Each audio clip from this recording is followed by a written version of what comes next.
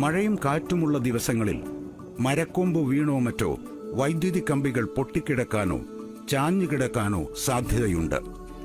പുറത്തിറങ്ങുമ്പോൾ വലിയ ജാഗ്രത വേണം. പൊട്ടിവീണ ലൈനിൽ മാത്രമല്ല, പരിസര പ്രദേശങ്ങളിലും വൈദ്യുത പ്രവാഹമുണ്ടാകാൻ സാധ്യതയുള്ളതിനാൽ അടുത്തു പോവുകയോ സ്പർശിക്കുകയോ ചെയ്യരുത്. മറ്റാരെയും സമീപത്തേക്ക് പോകാൻ അനുവദിക്കുകയുമരുത്.